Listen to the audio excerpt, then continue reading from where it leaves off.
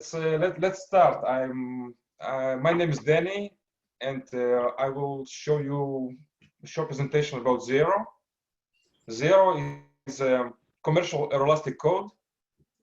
So in short, it's the answer to the question: what are you going to do when your structure is no longer a plate or a beam, but say an F-16 like here.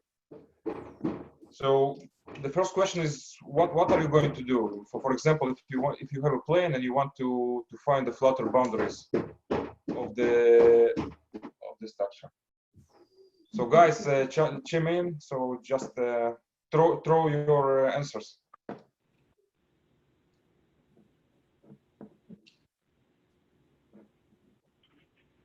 Guys. I will run an FE code. Sorry? I will run an FE code. That's right. So usually what we do in the industry and all places outside academia, we use finite element code. That's completely true. And ZAERO is one of these codes that is suitable for aeroelastic analysis. So we'll start with what is ZAERO, and I'm going to show you some examples from their marketing material. They advertise themselves as engineering toolkit for elastic solutions. So all of these disciplines, whether it be unsteady aerodynamics, flutter solution, nonlinear flutter trim, or ejection loads, gas loads, and aeroelasticity, can be all handled inside of this package.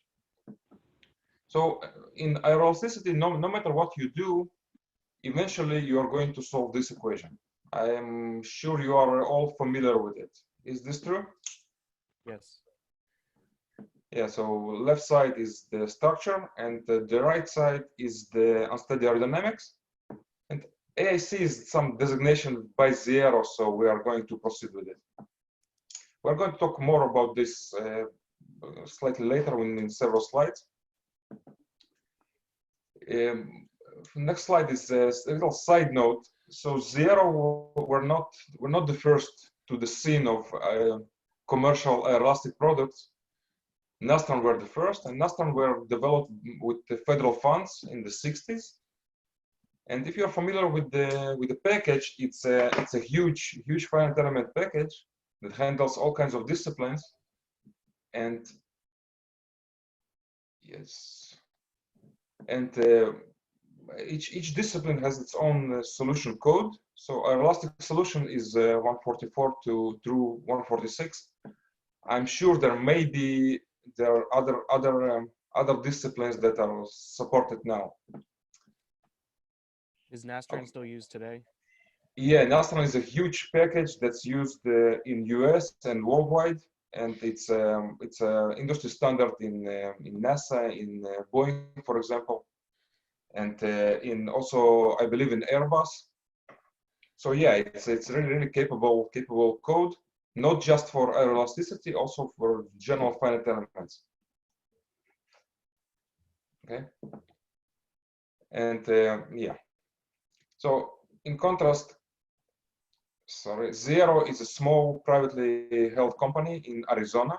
Which is Zona is ZAERO from Arizona, whatever you might figure out from this. And yeah, so they started in 1985, and they offer pretty much the same capabilities of Nastran, but they're really enhanced their offering of software packages. And this is what I've been using for since 2005 maybe in industry. So I'm not familiar with Nastran solution. I just know it exists, but ZAERO is very capable package, and I'm feeling very comfortable with flying an airplane that was designed with ZAERO solutions. So they are really connected to the real world with no caveats. Okay, so let's. This is a short slide for short comparison with Nastran with ZAERO. As you might see, ZAERO has more unsteady aerodynamic capabilities than Nastran. They only have a doublet lattice method and zone 51, which is at supersonic aerodynamics, where ZAERO enhanced this for transonic and nonlinear hypersonic, and also for supersonic aerodynamics.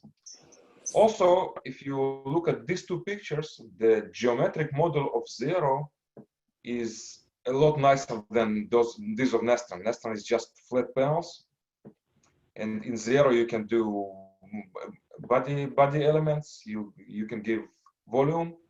You can add all these missiles and bombs, all the stores to your aircraft, and yeah, a really capable, really enhanced model of geometry.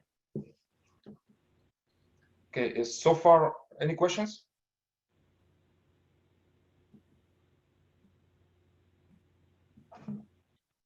I hear none.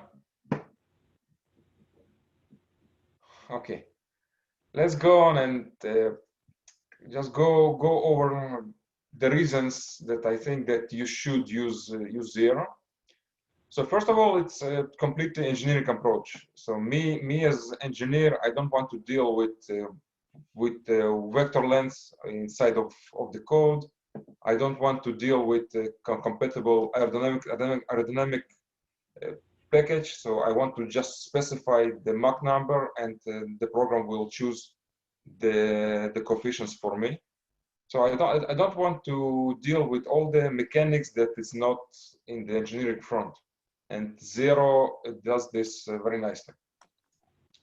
It uses the model approach. The model approach is what you might learn as the using natural modes to describe your structure. And interestingly, it uses this also for static aeroelasticity. So it might seem counterintuitive, but it's totally fine to use this. And just think for a second, which discipline needs more modes provided? The flutter solution or a static solution? What do you think?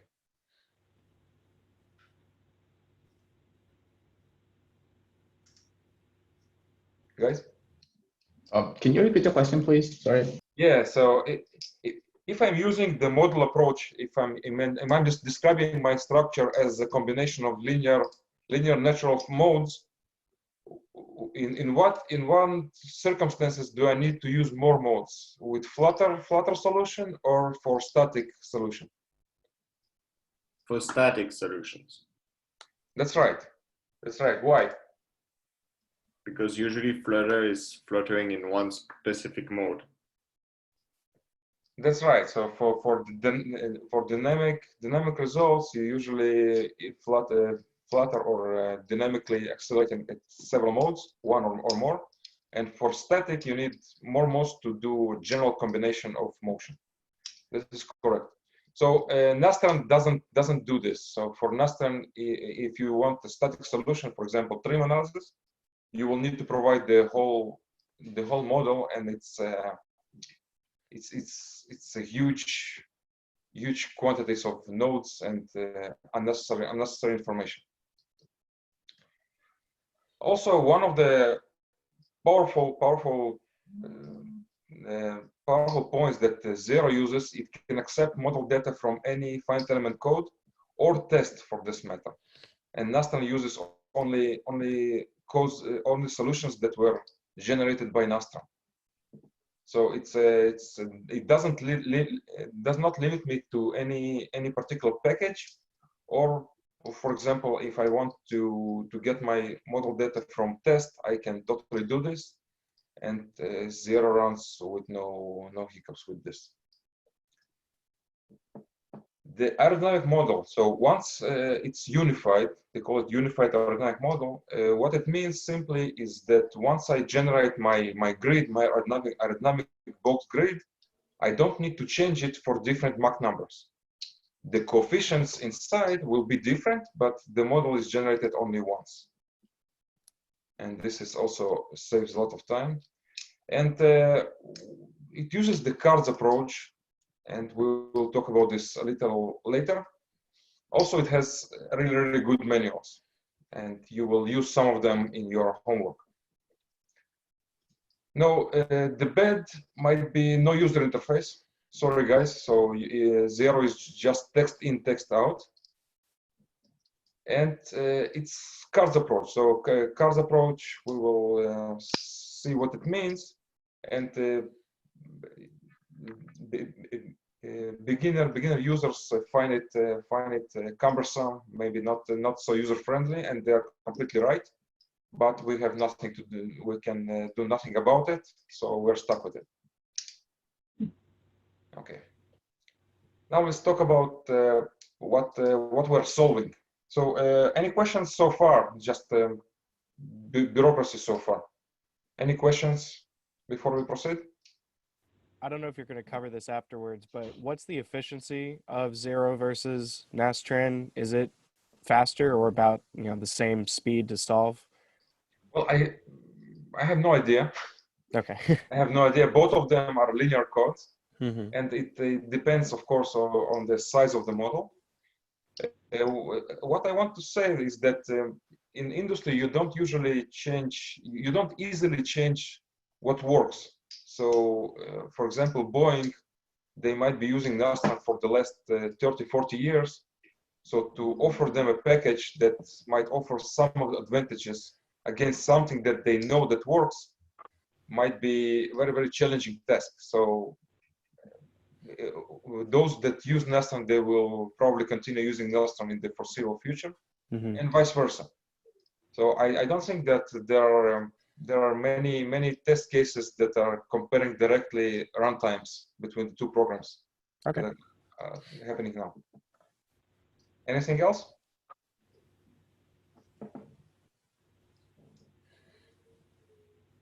Okay, let's go on.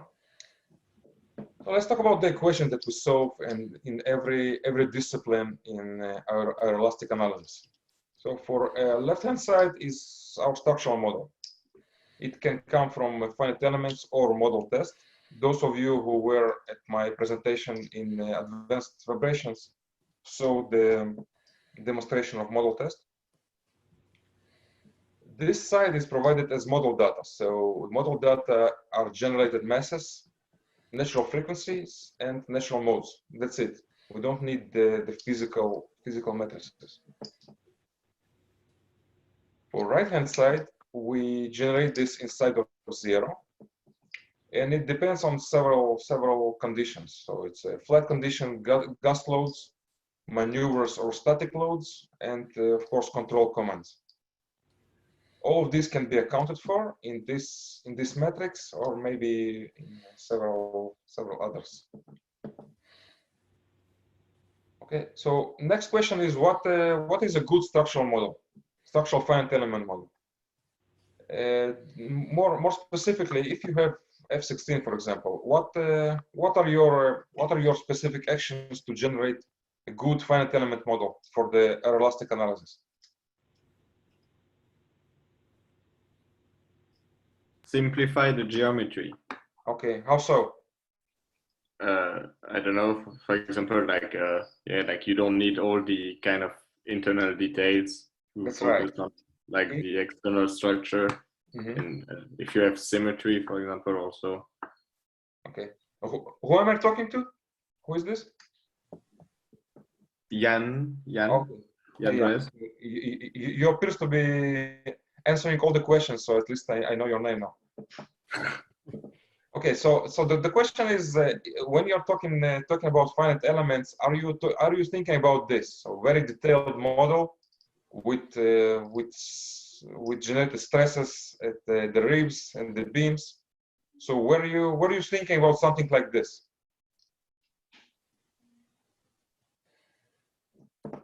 Me or someone else? All of you.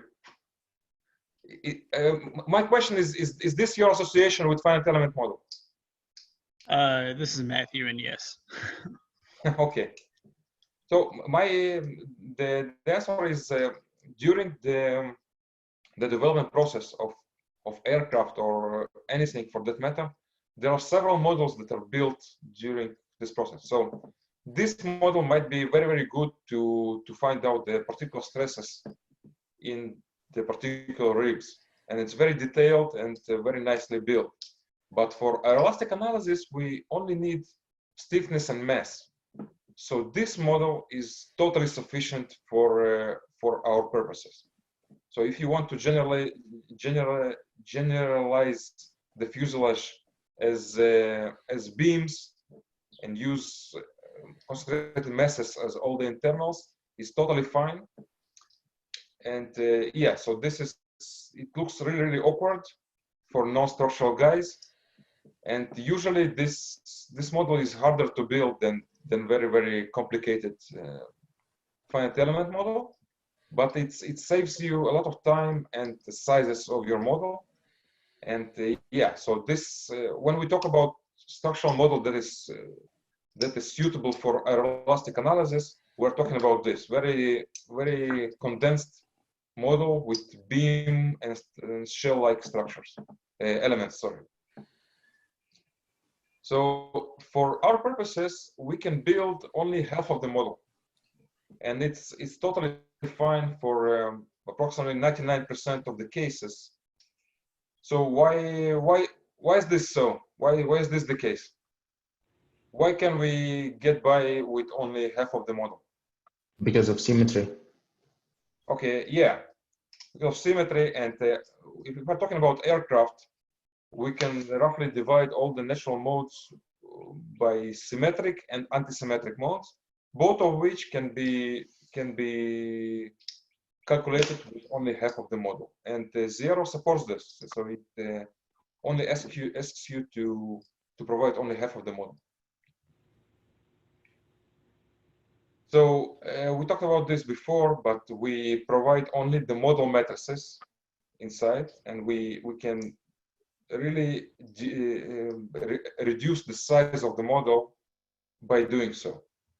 So before we show you an example of size reduction, when you might need the full matrices, when might you, what are the cases when you might need full matrices and not the model ones?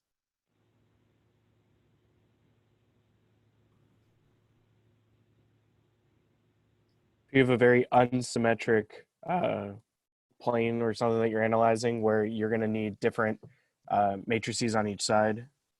Well, yes, but if you need if the two sides are not symmetric, you can just expand your model to both sides and run the full analysis and still provide the model matrices. How about an unsteady case? Sorry? Like, do we need that in an unsteady case in which we cannot do a model analysis, but we need to go in a time domain? Well, no. Usually your aeroelastic analysis is done in the frequency domain.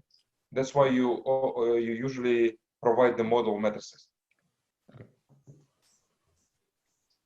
Okay, so one of the reasons when you might need the full matrices is for example, for aeroelastic analysis, when you have control commands. So if you have a control surface and it does the command, let's say angle of attack, you need to know the mass of the surface and the inertia. So that's one of the reasons that you might provide the full matrices for the code to know what mass the surface might have. Okay, so one of the reasons. So with this model, it's just a short example how you can reduce your model by going model by going to the generalized masses. So we have 744 grid points with 6 degrees of freedom at each point. We have 4,500 degrees of freedom for the whole model. So your matrices, mass and stiffness, will be 4,500 by 4,500. And if you're using only 15 natural modes, your matrices reduce to 15 by 15. So it's a lot less work for you and for the code. Okay, questions so far? Yes, I have a question. Yeah. And so in this slide, what you write here is a 744 times 6 degree of freedom. What is this result? 4,464. Is that the magnitude of the matrix? This is, yeah, so this is the total degrees of freedom in this model. Oh, okay, I see. Okay. Yep, So thank you. your matrices will be this by this. So they're square matrices. Thank you. Okay. I have another question. How do you Yes. obtain this stick model of the airplane? Do you use semi-monocoque structures or something like that? Can you repeat the question? I was wondering how can you obtain this stick model of the airplane? Do you use semi-monocoque structures and stuff like that? Oh, no, the question should be in reverse. So given your monocoque structure, how do you do this beam element, right? Yeah. So beam elements can be generated for any structure. Beam element, the formulation is this. So you have the beam. It's usually two nodes, and you provide the moment of inertia and the cross section. So if you can get those from your, for example, from your CAD model, this beam will represent your fuselage just fine. Of course, with the limitation, it will be only in bending and maybe in torsion, and that's it. You won't get any localized stresses from this model. Okay, was this good? Yeah, it was good. Thank you. Okay, thank you.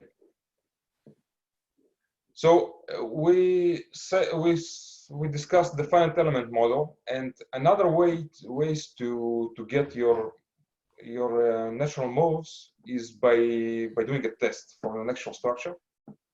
And yeah, so we did a short demonstration during advanced vibrations, but this test can for large aircraft can run for several weeks, and in the end you have a nice model representation of your airframe. So the test involves extracting the structure and recording the results.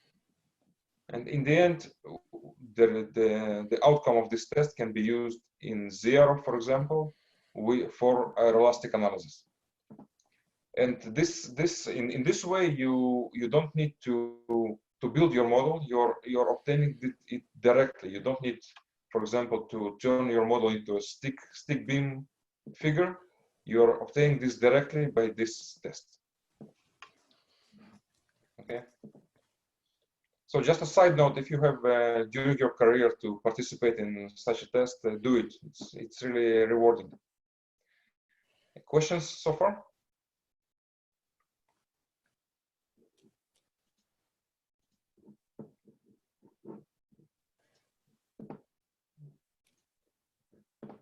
Okay, we talked about the structural model. Now let's talk about the aerodynamic model. And the first thing that we need to say is that aerodynamic model has nothing to do with the structural one. And this is totally the case. They are built completely separated. And why will this be good? Why do you think?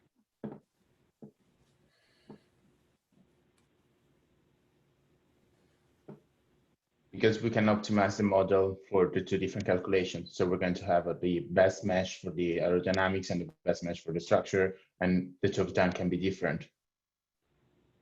That's one of the reasons. Yes. So aerodynamic mesh. Think about a refinement of your mesh. For aerodynamic purposes, the refinement will be, for example, at the wingtips. And if you're thinking about structure, nothing happens at the wingtips. That's exactly right. So the meshes, the models are different, and they serve different purposes. Other reason might be if you want to do a series of calculations with different for say structural models. You can generate only one aerodynamic model and then run several structural ones to compare your results. And this is completely seamless because the models are not connected.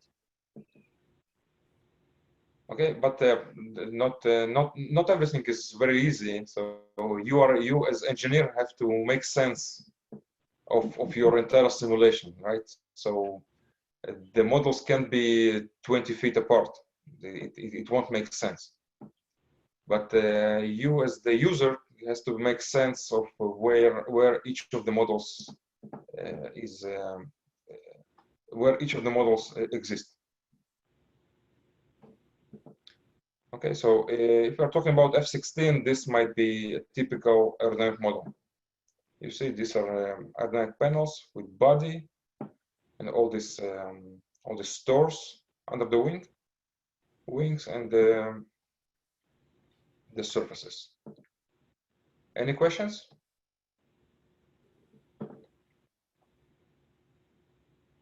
So we talked about the aerodynamic model and the structural one.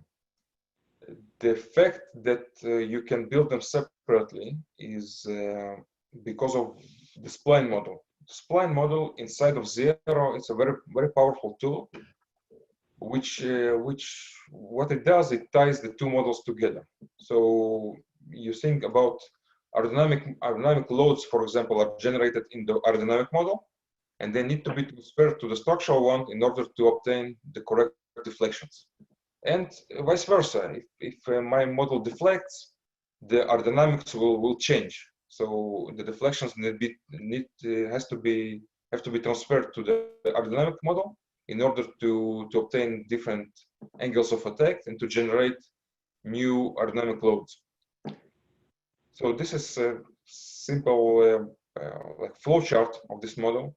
The interesting thing that it's completely transparent to the user. You as the user just say to ZAERO what are my structural grid points, what are my aerodynamic grid points, and the G metrics will be generated inside, and there are no really hard limitations on this. So it's a very powerful tool, and it makes our life really easy. So the example of this is here. So you see aerodynamic model and structural one, and you see that the deflection, for example, it's pitching up. Also, my structural model pitching up, and also wing bends here, and the same goes here. So this transfer between the models occurs with the spline metrics. Any questions?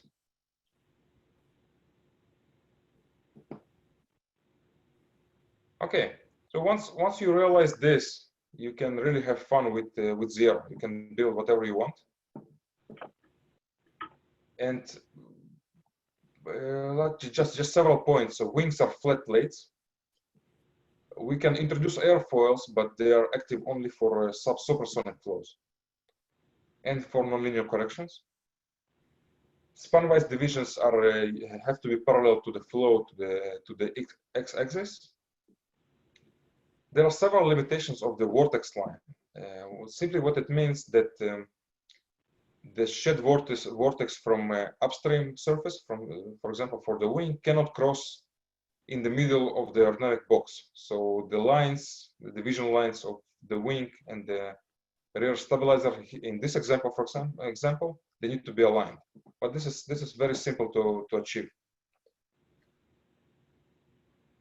Wing body interface, and we realize this really easy. So you might think that the aerodynamics in the transition between the wing and the body might be a very complicated problem.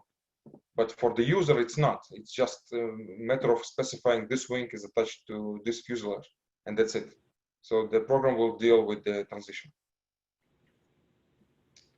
And as I said before, same model goes for all Mach numbers.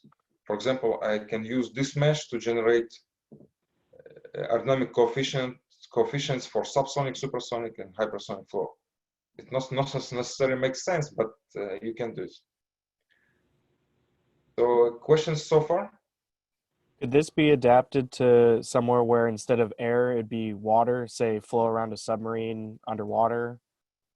Well, you can do this. You can just specify different density of the flow. Yeah, it's totally linear, so it can work with either. So far I told you about all the advantages of ZAERO. Now we're going to talk about some of the maybe caveats. There are not a lot of them, but you will have to deal with them. So questions so far? None. Okay, so we'll begin with this. Who knows what this is? I hear Dr. Dowell in the background. I know that he knows what this is. You have to be, I think you have to be over 50 years old to know what a punch card is. I agree. Guys, any of the young ones? Young How they people used to here? run simulations. Sorry? And it's how they used to run simulations and calculations through punch cards through a supercomputer. Yeah, so this is this is the era prior the floppy disk. So this stack is an example how programs used to run. For example, you're taking this stack to your computer and imagine that you trip and this all goes flying in the hallway. So your day might be ruined after this. But that's how they did the calculation before. So why am I telling you this is because ZAERO has the digital version of this. So your inputs are looking like this. Each grid is called card, and it has 80 columns, and it is divided into 10 fields. And of course, you cannot go between the fields. The program will return error. You have to be inside of your field. Yes, you do a lot of spaces there, but that's how the program runs. So your input text file looks like this.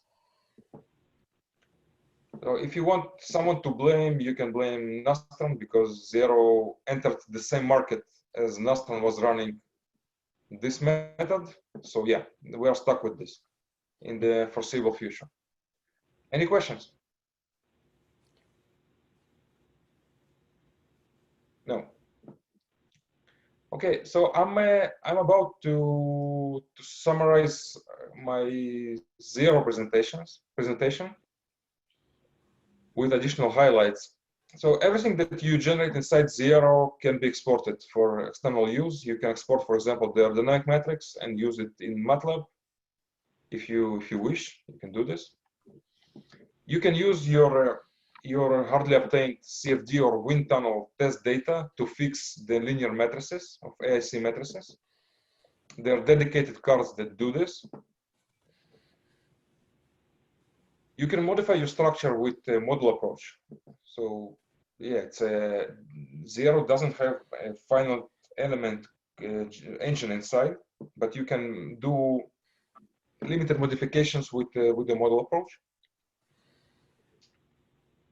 You can generate results, and you can use any program of your choice to plot them or to view them. For example, Excel or TechPlot.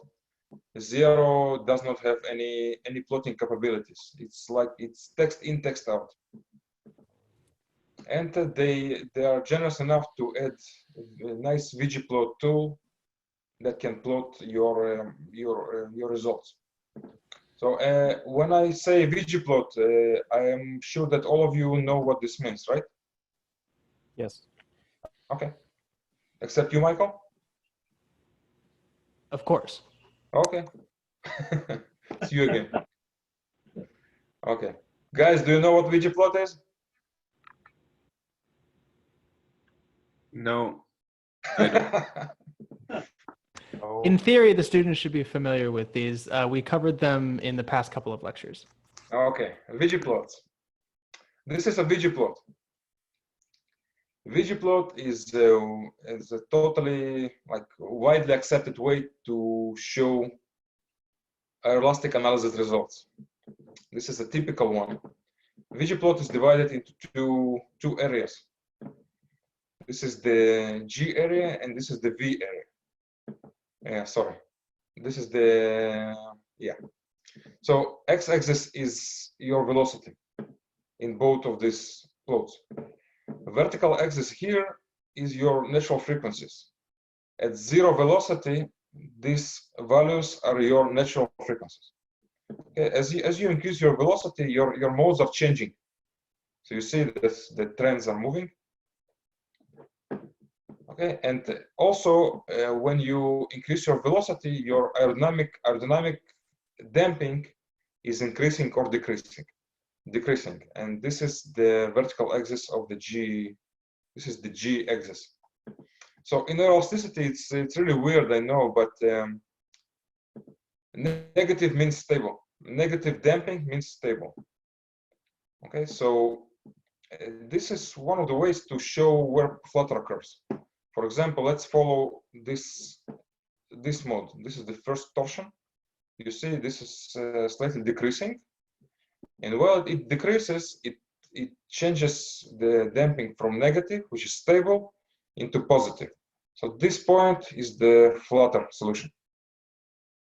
Okay, and this is one of the ways to show the flutter results.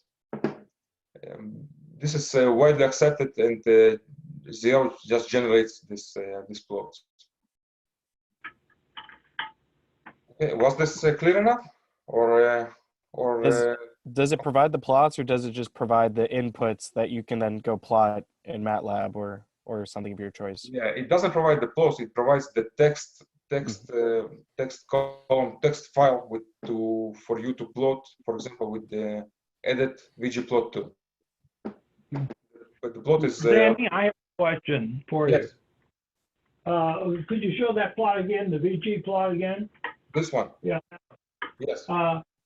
If you look at the frequency plot, the lowest frequency is first vertical bending, and the frequency seems to be going to zero at about not quite 300 meters per second.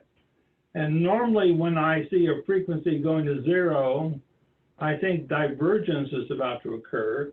But then if I look on the left-hand side and I look at first vertical bending in terms of G versus velocity, it looks like there's still a very heavily damped mode. So what's happening there? Do you know? Yeah. So who was this? Jeffrey? Say what again? was the question? Well, This is I'm Dr. Dowell. looking at Oh, okay. So Dr. Dowell, this one of your students. Yeah. the branch is here, so it goes down, and then it returns here. So you don't see all the damp portion down there. Okay. Okay, so it plunges here, and then it returns here to meet the frequency. Okay. All right. Okay, so it's still zero. Okay. Okay.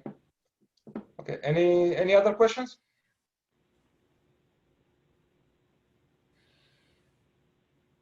Okay, guys, we are finished with the ZAERO presentation.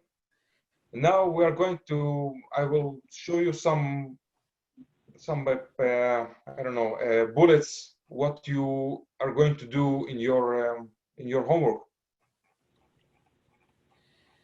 So this is the general flutter procedure with ZAERO, and the way it's written here is. Let's do all of them. This is what you do, and this is what ZAERO card is doing this. So you in your homework you're going to go through all of this. Okay, I don't want to read this because you all have this, and I would rather show you more specifically what you're going to do in your homework. So first question is, do you have any questions before we proceed?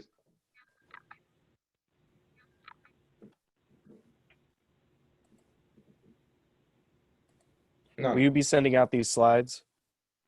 Yeah, well, these slides are actually already attached, I believe. If you look at assignment 11, I think it's just the Oh, I did not include it. Okay, I will include the PDF of these slides in the resources under lecture notes.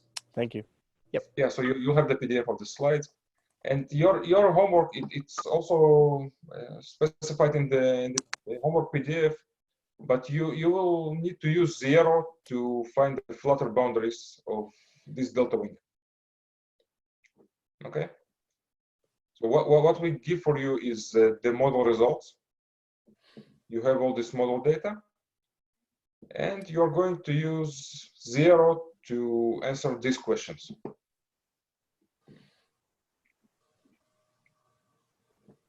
Okay.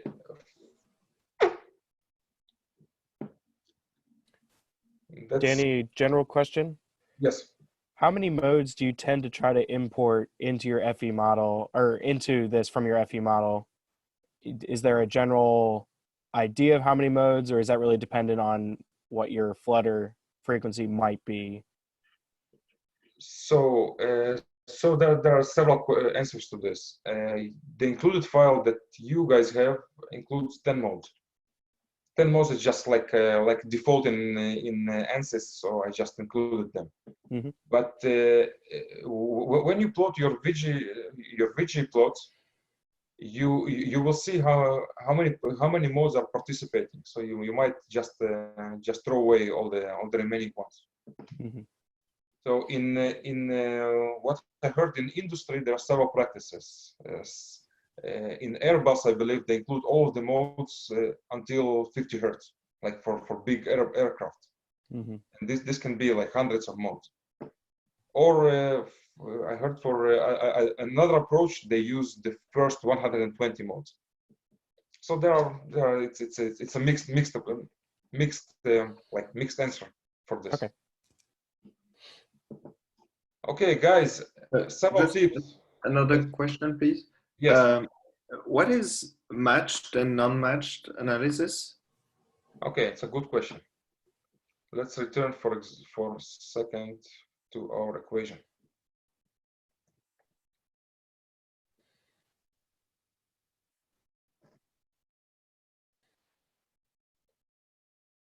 So this is happening slowly.